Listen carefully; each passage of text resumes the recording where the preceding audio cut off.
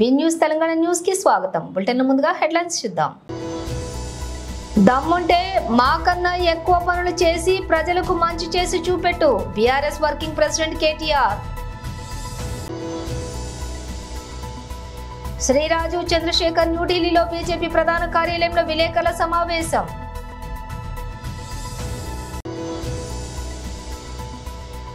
Shri Alleti Maheshwar Reddy BJLP leader press meet.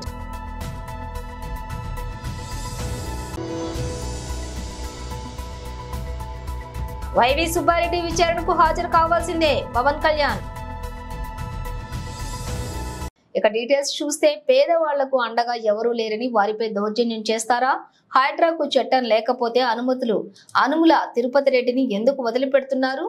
దమ్ముంటే మాకన్నా ఎక్కువ పనులు చేసి ప్రజలకు మంచి చేసి చూపెట్టు BRS working president KTR. BRS నన్ను ప్రత్యేకంగా ఆహ్వానించి అన్న మనం శేర్లింగంపల్లి ముఖ్య నాయకులతో సమావేశం కావాలి అని చెప్పి ఈ సమావేశం ఏర్పాటు చేసిన గౌరవ శాసనసభ్యులు కుకట్పల్లి అనే దానికంటే శేర్లింగంపల్లి మున్సిపాలిటీ మాజీ వైస్ చైర్మన్ గౌరవనీయులు శ్రీ మాధవరం కృష్ణారావు గారు, మరొక మీ నియోజకవర్గ స్థిర నివాసం ఆయన కూడా అక్కడే ఎవరు మన జూబ్లీ శాసనసభ్యుడు హైదరాబాద్ బీఆర్ఎస్ పార్టీ అధ్యక్షుడు సోదరులు శ్రీ మాగంటి గోపీనాథ్ గారు, సోదరులు మా తమ్ముడు పట్లోల్ల కార్తిక్ రెడ్డి గారు, గౌరవనీయులు మాజీ కార్పొరేషన్ చైర్మన్ నాగేందర్ గౌడ్ గారు, సోదరిమణి మన కార్పొరేటర్ భారతీనగర్ మా చెల్లె శ్రీమతి సింధు ఆదర్శ్ రెడ్డి గారు, అదేవిధంగా రోజా రాలేదు బట్ వివేకానంద నగర్ కార్పొరేటర్ గారు మరి శ్రీమతి రోజా గారు, అదేవిధంగా రంగారావు గారు, అదేవిధంగా గచ్చిబౌలి మాజీ కార్పొరేటర్ గారు సోదరులు కొమిరిశెట్టి సాయిబాబా గారు, గౌరవనీయులు కుకట్పల్లి కార్పొరేటర్ గారు జూపల్లి సత్యనారాయణరావు గారు, అన్నగారు తెలంగాణ ఉద్యమం నుంచి శేర్లింగంపల్లిలో ప్రతి కార్యక్రమంలో చురుగ్గా పాల్గొన్న అన్న పురుషోత్తం యాదవ్ గారు, అదేవిధంగా తమ్ముడు రవి గారు, అదేవిధంగా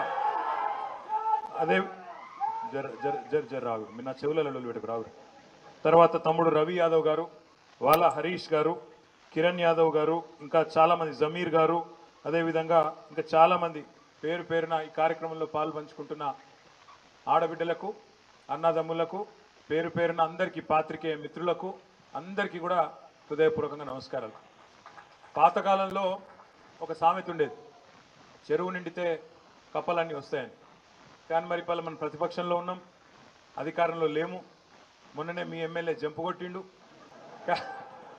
కానీ మరి ఈరోజు 150 మందితో మీటింగ్ అని పెట్టుకుంటే ఇక్కడనేమో మరి ఇంతమంది దాదాపు 1000 మంది ఇక్కడికి వచ్చినారంటే నిజంగా శేర్లింగంపల్లి ఉద్యమ స్ఫూర్తికి పేరున అంటే మీలో ఎంత పోరాట స్ఫూర్తి ఉన్నదో అక్క చెప్పినట్టు ఇక్కడి నుంచి అక్కడ దాకా ఒకే రకమైన కసి, ఒకే రకమైన కమిట్మెంట్తో మీరున్నారనే మాట నేను ఈ సందర్భంగా గుర్తు చేస్తూ ఆగరా తప్పుడు సార్ పక్కకి వెళ్ళిందిరా అయ్యా, అరే నేను ఇంకా కోపరి పేజ మా తమ్ముడు ఎందుకు ఆవేశపడుతుందంటే జల్దీ చాలా తొందరలో తప్పకుండా శేర్లింగంపల్లిలో ఉప ఎన్నిక వస్తుంది. బరాబర్ లెక్కబెట్టి మోసం చేసిన వాళ్ళను లెక్కబెట్టి మడత పెట్టి తప్పకుండా మళ్ళీ ప్రజల్లో వాళ్ళకు బుద్ధి చెప్పవలసిన బాధ్యత మన మీదనే ఉన్నది. ఏం అన్యాయం చేసింది పార్టీ? ఏం అన్యాయం జరిగింది నీకు? ఎందుకు పోయినావు పార్టీ మారి అంటే సమాధానం లేదు. ఇంకా గమ్మత్తు నాకు ఆశ్చర్యం అనిపించింది, మొన్న కూర్చోరా అయ్యా, లేటుగా వచ్చుడు ఎందుకు డిస్టర్బ్ చేసిన కూర్చో. అయితే నాకు గమ్మత్ ఎక్కడ అనిపించిందంటే ఆ మంత్రి ఉన్నాడు ఒక ఆయన శ్రీధర్ బాబు అని, చాలా తెలివిగా మాట్లాడుతున్నా ఆయన, అతి తెలివి. ఏమంటుండే తెలుసా, ఇద్దరు బీఆర్ఎస్ ఎమ్మెల్యేలు కొట్లాడుకున్నారు, మమ్మల్ని అంటుర్రు మధ్యలో శ్రీధర్ బాబు మాట్లాడుతుంది. నేను ఒక్కడే అడుగుతున్నా శ్రీధర్ బాబును, అతి తెలివి ప్రదర్శిస్తున్న మంత్రి గారు, ఇలా శేర్లింగంపల్లి ఎమ్మెల్యే మావోడు గాడు మీ ఓడే అంటున్నావు నువ్వు. సరే నువ్వు చెప్పింది ఒక్క నిమిషం నిజమే అనుకుందాం, మరి ఆయనకు కండువా కప్పిన సన్నాసేవాడు?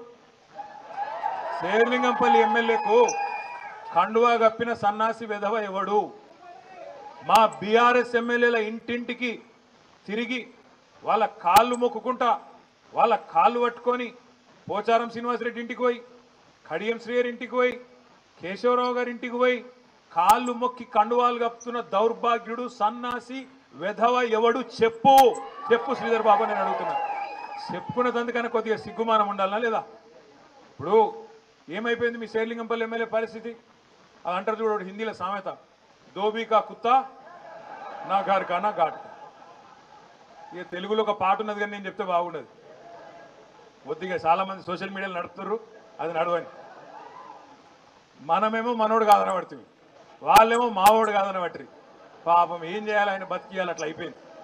నన్ను అన్నాడో రోజు మా సబితక్క సునీతక్క నాయనగా కూర్చున్నారు, నేను అసెంబ్లీలో మాట్లాడుతుంటే ముఖ్యమంత్రి అంటాడు, ఇగో ఆ అక్కలను నమ్ముకుంటే నీ బతుకు జూబ్లీ బస్ స్టాండ్ అవుతుంది అన్నాడు. నన్ను ఏదో అక్కలను ఇన్సల్ట్ చేసుకుంటా, ఆడబిడ్డలను అవమానించుకుంటా ఇష్టం వచ్చినట్టు ఒరిలిండు. ఇలా నేను అడుగుతున్నా, ముఖ్యమంత్రి చెప్పు దమ్ముంటే, నువ్వే చేర్చుకున్నావు కదా ఇంటింటికి తిరిగి 10 మందిని. ఇలా ఏమైంది వాళ్ళ బతుకు? జూబ్లీ బస్ స్టాండ్ అయింది. ఆ 10 మంది ఎమ్మెల్యేల బతుకు జూబ్లీ బస్ స్టాండ్ అయింది. నువ్వు కాదని పడుతుంది, మేము కాదని పడబట్టి. రేపు ప్రజలు కూడా చీకొడతారు, బుద్ధి పక్కా చెప్తారు. ఎందుకు భయం? ఇంటింటికి తిరిగి నువ్వే చేర్చుకుంటుంది. ఇలా నువ్వు కాదని పడుతుంది. ఎందుకు భయం ఎందుకు అంటే, మొన్న హైకోర్టు తీర్పుతోని గుండెల దడ మొదలైంది. ఎక్కడ ఉప ఎన్నికలు వస్తాయో, ఎక్కడ వీళ్ళందరి విషయంలో మళ్ళీ ఎన్నికలు రాక తప్పదు. వచ్చినప్పుడు ఖచ్చితంగా ప్రజలు బుద్ధి చెప్తారు. కాబట్టి వీళ్ళని ఎట్లన్నా కాపాడుకోవాలి అనే ఉద్దేశంతో పదవుల కోసం ఇవాళ నీతి బాహ్యమైన రాజకీయం ముఖ్యమంత్రి ఆయన మంత్రులు చేస్తూ ఉన్నారు. చెప్పు దమ్ముంటే, అవును ఈయన చేర్చుకున్నాం పార్టీలా, ఖచ్చితంగా నేను డిస్క్వాలిఫై చేస్తాం, శేర్లింగంపల్లిలో రేపు ఎలక్షన్ వస్తుంది, కొట్లాడతాం, నేను మంచి పనులు చేస్తున్నా కాబట్టి గెలిపిస్తా అని చెప్పు దమ్ముంటే. అట్లా రా ధైర్యంగా ప్రజల్లోకి. అంతేగాని ఎలక్షన్లలో వస్తాయి కాబట్టి, మళ్ళీ ప్రజలు మూతి మీద తంతారు కాబట్టి, హైదరాబాద్లో చేసిందేమీ లేదు కాబట్టి, చేస్తున్నవన్నీ గబ్బు రియల్ ఎస్టేట్ పనులు దందాలు కాబట్టి, ఏదో ఒకటి చేసి ఎన్నికలు రాకుండా కాపాడుకునేందుకు నువ్వు చేస్తున్న దిక్కుమాలిన రాజకీయం ఇలా గల్లీలో చూస్తున్నారు, ఢిల్లీలో నీ పార్టీ వాళ్ళు కూడా చూస్తున్నారు. నేను ముఖ్యమంత్రి గారిని ఒకటే అంటా ఉన్నా, ఎక్కువ కాలం ఇట్లా డ్రామాలతోని, అటెన్షన్ డైవర్షన్ గేమ్లతోని ఎక్కువ కాలం రాజకీయం నడవదు, ఎక్కువ కాలం ఇదే రకమైన దిక్కుమాలిన కార్యక్రమాలు నడవవు. మీరు గమనించండి, 9 నెలల్లో ఏం జరుగుతున్నది రాష్ట్రంలో జాగ్రత్తగా ఆలోచించండి. ఎన్ని మాటలు చెప్పిండ్రు ముసలోళ్ళకి, పెద్ద మనుషులకి. కేసీఆర్ 2000 ఇస్తున్నాడు, మేము 4000 ఇస్తాం. కేసీఆర్ అవ్వకి ఇస్తున్నాడు లేదా తాతకి ఇస్తున్నాడు, నేను ఇద్దరికీ ఇస్తా. కేసీఆర్ అవ్వ తాతకి ఇస్తలేడు, నేను ఇద్దరికి ఇస్తా అన్నావు. ప్రభుత్వ ఉద్యోగులుంటే వాళ్ళ తల్లిదండ్రికి కూడా నేను పెన్షన్ ఇస్తా అని చెప్పినావు. ఇలా ఒక్క పెద్ద మనిషికి రాష్ట్రంలో, ఒక్క అవ్వకు, ఒక్క తాతకు 4000 రూపాయలు వచ్చిందా? 4000 కాదు, ఆ 2000 దిక్కులేవు. జనవరి నెల ఎగ్గొట్టిండు, ఆగస్టు నెలది కూడా ఎగ్గొట్టిండు. బీజేపీ సీనియర్ నాయకుడు శ్రీ రాజీవ్ చంద్రశేఖర్ న్యూఢిల్లీలోని బీజేపీ ప్రధాన కార్యాలయంలో విలేకరుల సమావేశంలో ప్రసంగించారు. Look, we have seen in recent times political leaders in the alliance take shamelessness to a level that we have never seen in politics of India. There is a sitting chief minister who refused to resign despite being indicted on alcohol scam. Now, that cannot be the default moral character or moral standard for people in public life. If a sitting chief minister like Mr. Siddaramaiah has been accused of a Muda scam, the governor of the state has applied his mind and said there is prima facie evidence and that prosecution and investigation into this must continue. And that the High Court has upheld that. Anybody with some remote sense of decency, self-respect would resign and pave the way for an independent, fair investigation. If he was innocent, he would do it. If he was guilty, he certainly will not try and resign. He will try and hold on to his position, as we saw a particular chief minister in Delhi do the same. So this is about the people of Karnataka having a right to know about the scam, about the crime that was committed, and to hold the chief minister of this state accountable for it. And therefore, we demand that he resigns, and we demand that he does not come in the way of a free and fair investigation by remaining chief minister.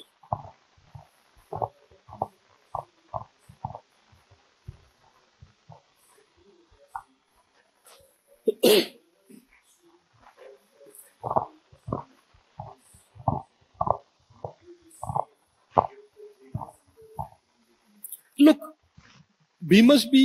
I want to say this very clearly and very properly. This is not an issue that we will get distracted by the whataboutery of the Congress. This is a serious issue because this is a sitting chief minister. He has been found with his hand in the cookie jar.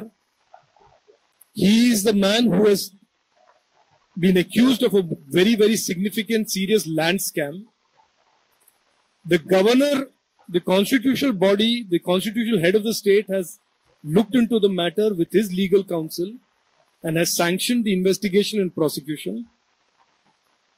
As is the right of Mr. Siddaramaiah, he approached the High Court and the High Court has upheld the governor's decision. There is nothing in this that is left to now speculation or question or spin. This is the fact. And therefore, for the investigation to be conducted fairly, freely, and to get to the bottom of the truth of the Muda land scam, Mr. Siddaramaiah cannot be Chief Minister any longer. This is just a simple reading of the facts. Whether the Congress will spin, Congress is very good at this spin mastering, let them continue to do it. But through you, your viewers and the people of India must know that the BJP and the activists that have worked very hard to expose the scam will not be distracted by any number of press conferences that the Congress does, because what the people of Karnataka want is a conclusive investigation into this land scam. That is their right, and that is something that they deserve. Shri Alleti Maheshwar Reddy BJLP leader press meet. ఈ రోజు 6 గ్యారెంటీలలో భాగమైనటువంటి రైతు అంశాలను కూడా పూర్తిగా విస్మరించడం చాలా బాధాకరం. ఇది యావత్ తెలంగాణ రైతాంగాన్ని, మహిళల్ని, యువకుల్ని, విద్యార్థుల్ని, అన్ని వర్గాల ప్రజానీకాన్ని మోసం చేస్తూ ముఖ్యంగా రైతులకు ఇచ్చినటువంటి ఎన్నో హామీలు ఈరోజు తుంగలో దక్కిన సంగతి నేను గుర్తు చేస్తా ఉన్నాను. అంతేకాదు, అన్నదాతలకు ఇచ్చినటువంటి హామీల్లో భాగంగా రుణమాఫీ చేస్తానని చెప్పి కేవలం సనాతన ధర్మం జోలికి రావద్దంటూ వైసీపీ నేతలను AP deputy CM Pawan Kalyan హెచ్చరించారు. తిరుమల లడ్డు ప్రసాదంలో అపవిత్రం జరిగిందంటే చాలా ఆవేదన కలుగుతుందని చెప్పారు. వైసీపీ నేతలు బాధ్యత లేకుండా మాట్లాడుతున్నారని మండిపడ్డారు. టీటీడీ మాజీ చైర్మన్ భూమన కరుణాకర్ రెడ్డి నిన్న తిరుమలలో హైడ్రామా చేశారని దుయ్యబట్టారు. విజయవాడ ఇంద్రకీలాద్రి దుర్గగుడిలోని ఆలయ మెట్లను ఈ రోజు పవన్ శుభ్రం చేశారు. అనంతరం మీడియాతో మాట్లాడుతూ వైసీపీ నేతలపై మండిపడ్డారు. తిరుమల కల్తీ లడ్డు వ్యవహారంలో గతంలో టీటీడీ చైర్మన్ గా పనిచేసిన వైవి సుబ్బారెడ్డి విచారణ ఎదుర్కోవాల్సిందేనని పవన్ చెప్పారు. గతంలో టీటీడీ ఈవోగా పనిచేసిన ధర్మారెడ్డి ఎక్కడున్నారో కూడా తెలియడం లేదని విమర్శించారు. లడ్డు అంశంపై వైసీపీ నేత పొన్నవోలు సుధాకర్ రెడ్డి చేసిన వ్యాఖ్యలు బాధాకరమని అన్నారు. పొన్నవోలు మదమెక్కి మాట్లాడారని, ప్రస్తుత పరిస్థితుల్లో పొగరుగా మాట్లాడితే ఊరుకునే ప్రసక్తే లేదని హెచ్చరించారు. తప్పు జరిగితే ఒప్పుకోవాలని, లేకపోతే సంబంధం లేదని చెప్పాలని అన్నారు. ధర్మాన్ని కాపాడే బాధ్యత మీ మీద లేదా అని ప్రశ్నించారు. సినీ నటుడు ప్రకాష్ రాజ్ తన గురించి మాట్లాడారని, ఏం జరిగిందో తెలుసుకుని ఆయన మాట్లాడాలని పవన్ అన్నారు. తాను అన్ని మతాలను గౌరవిస్తానని, ఏ మతాన్ని విమర్శించనని చెప్పారు.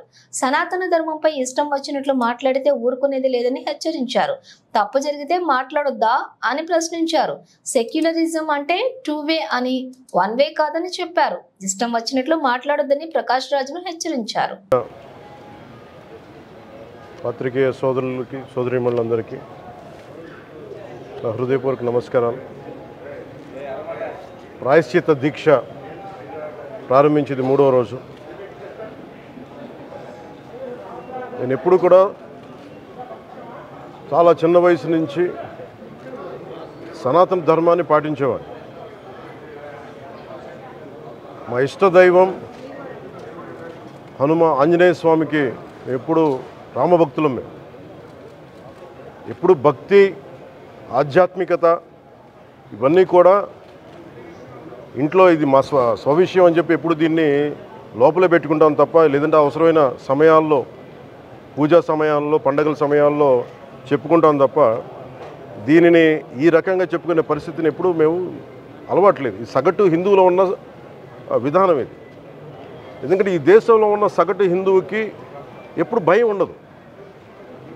సగటు హిందువుకి ఏ రోజు కూడా ఇంకొక మతం మీద కానీ ఇంకో వ్యక్తి మీద కానీ ద్వేషం ఉండదు. విజయనగర సామ్రాజ్యం నుంచి అరబిక్ వ్యాపారులు ఇక్కడ గుర్రాలని అమ్ముకోవడానికి వచ్చి విజయనగరం మహారాజుల గొప్పతనం ఏంటంటే సనాతన ధర్మాన్ని పాటించే వాళ్ళు గొప్పతనమైన వాళ్ళు వచ్చి అడిగింది ఏంటంటే మాకు ప్రార్థించుకోవడానికి మాకు మస్జిద్ లేదు అంటే ఆయన కోట ప్రాంగణంలో మస్జిద్ కట్టించారు. సనాతన ధర్మాన్ని పాటించే వ్యక్తి తాలూకు విలక్షణం. అలాగే అనేక మంది సంస్థానాలు కానీ అందరూ కూడా పోర్చుగీస్ నుంచి వచ్చినా ఎవరు వచ్చినా క్రిస్టియానిటీని తీసుకొచ్చినా కానీ అందరికీ సమానంగా ఈ దేశం తీసుకుంది. పార్సీల్ని తీసుకుంది లోపలికి, జొరాస్ట్రియన్స్ని తీసుకుంది. ఏ మతం వచ్చినా లోపలికి తీసుకుంది, ఇముడ్చుకుంది తప్ప ఇంకో మతాన్ని ఎప్పుడు ద్వేషించాల. కానీ ఈరోజు నేను మాట్లాడుతుంది ఈ ప్రాయశ్చితం దేనికి మా దీక్ష అనుకుని నేను ఎప్పుడు మీ అందరికీ తెలుసు 5 సంవత్సరాల వైసీపీ పాలనలో ఇదే దేవాలయంలో కనకదుర్గ అమ్మవారి రథం తాలూకు మన సింహాలు మాయమైనవి, కొన్ని ఇబ్బందులు తప్పులు జరిగినాయి అంటే ఒక్కొక్కరు ఎలా మాట్లాడారు వైసీపీ నాయకులు. వాళ్ళెవరు ముస్లిమ్స్ కాదు, హిందూస్ కాదు, వాళ్ళెవరు ముస్లిమ్స్ కాదు, క్రిస్టియన్స్ కాదు, హిందువులే అందరూ. పొద్దున్న లేస్తే తాళ్ళు కట్టుకునేవాళ్ళు, బొట్లు పెట్టుకునేవాళ్ళే. కానీ ఒక తప్పు జరిగింది, ఒక అపవిత్రం జరిగింది అంటే పదవులు అనుభవిస్తూ ఉన్నవాళ్ళు, పొద్దున లేస్తే గుళ్ళకి వెళ్ళేవాళ్ళు, వీళ్ళు అపహాస్యం చేస్తూ ఉన్నారు, వీళ్ళు వెటకారం చేస్తూ ఉన్నారు. ఈ ఎంటైర్ ఈ విషయంలో వాళ్ళు మతం పుచ్చుకున్నారా లేదా నాకు అన్నీ తెలియదు. వైవి సుబ్బారెడ్డి గారు ఉన్నారు, భూమన కరుణాకర్ రెడ్డి గారు ఉన్నారు, వారి కుటుంబ సభ్యులు ఉన్నారు. ఎవరైనా సరే మీరు మతం పుచ్చుకున్నారా లేదా నాకు తెలియదు. అవన్నీ అది మీ బయటికి చెప్పుకుంటారా లేదు నాకు తెలియదు. నేను అది కూడా మాట్లాడట్లా. కానీ మీరు బాధ్యత తీసుకున్నారు. మీరు హైందవ ధర్మాన్ని కాపాడుతానని మీరు. గ్లోబల్ స్టార్ ఎన్టీఆర్ కొరటాల శివ కాంబోలో తెరకెక్కిన తాజా చిత్రం దేవరా ఈ నెల 27న మూవీ ప్రపంచ వ్యాప్తంగా భారీగా విడుదల కానుంది. తెలుగు, తమిళ, కన్నడ, మలయాళ, హిందీ భాషలో గ్రాండ్ గా రిలీజ్ అవుతోంది. అయితే విడుదలకు ముందే దేవరా రికార్డులు సృష్టిస్తోంది. తద్వారా తాజాగా ఓవర్సీస్ లో అరుదైన రికార్డును తారక తన ఖాతాలో వేసుకున్నాడు.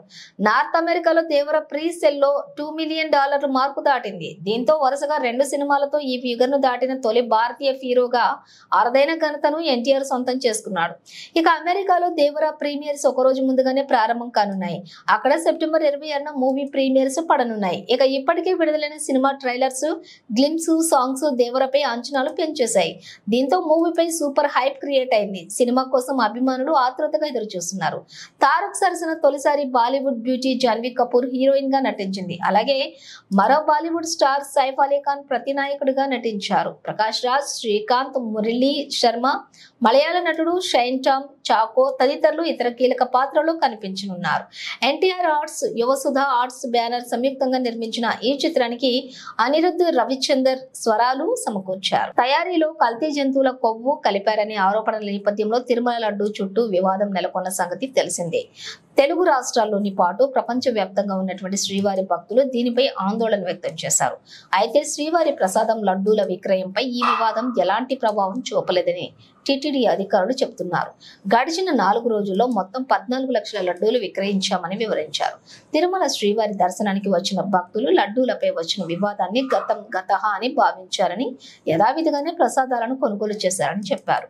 అధికారుల వివరాల ప్రకారం ఈ నెల 19న 3.59 లక్షల లడ్డూలు, ఈ నెల 20న 3.17 లక్షల లడ్డూలు, ఈ నెల 21న 3.67 లక్షల లడ్డూలు, ఈ నెల 22న 3.60 లక్షల లడ్డూలు అమ్ముడయ్యాయని వివరించారు. సగటున రోజుకు 3.50 లక్షల లడ్డూలు విక్రయించామని పేర్కొన్నారు.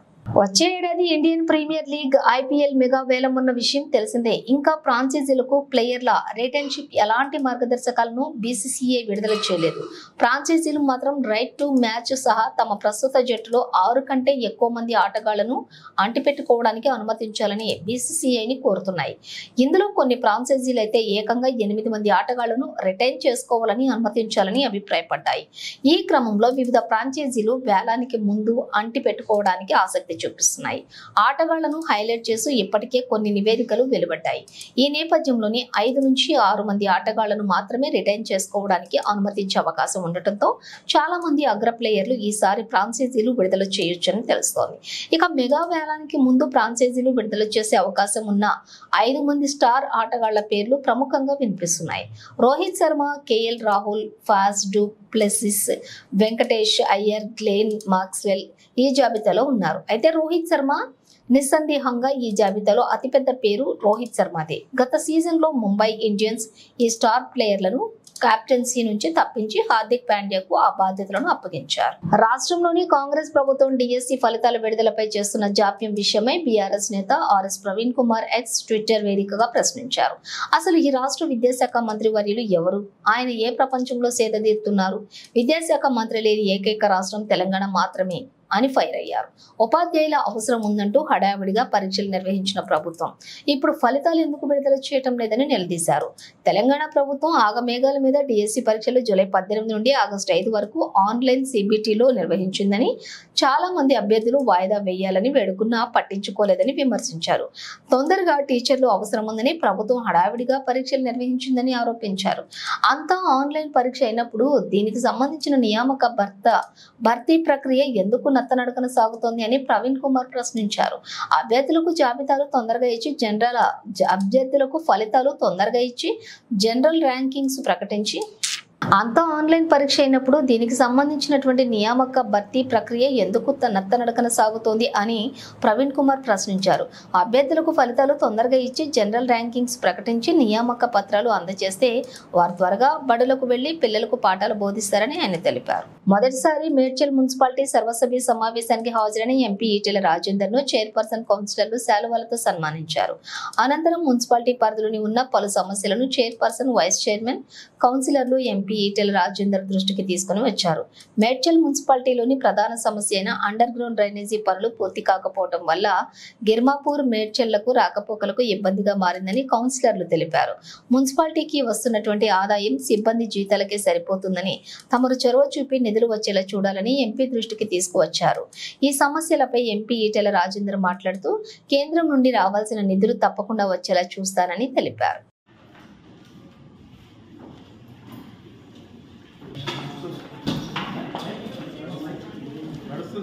గౌరవనీయులు పార్లమెంట్ సభ్యులు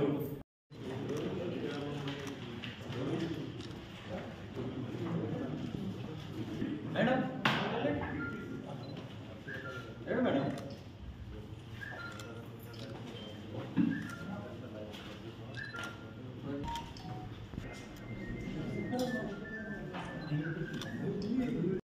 ఈరోజు సర్వసభ సమావేశం మేడ్చల్ మున్సిపాలిటీకి హాజరైన మన గౌరవనీయులు పెద్దలు మన ఎంపీ ఈటెల రాజేందర్ అన్న గారికి, మరి కౌన్సిలర్స్కి, కోఆప్షన్ మెంబర్స్కి, మరి ఆఫీస్ స్టాఫ్కి, ప్రతి ఒక్కరికి కూడా పేరు పేరు చెప్పిన నా నమస్కారములు.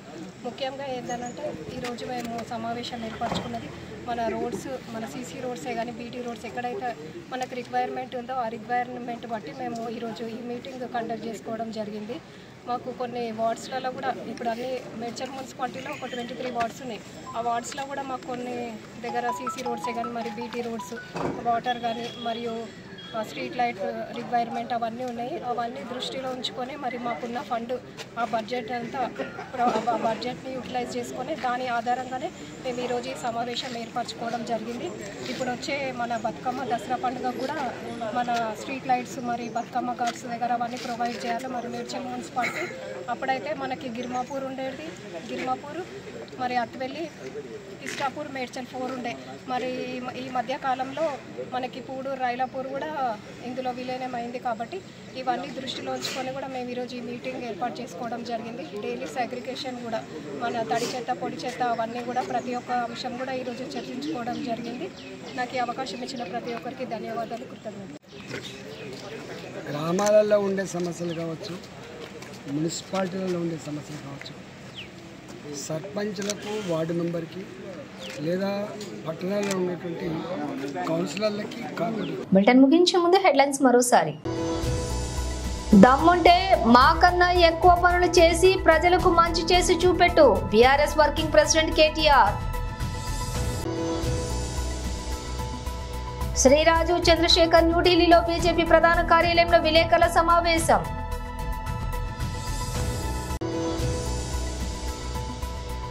Shri Alleti Maheshwar Reddy BJLP leader press meet.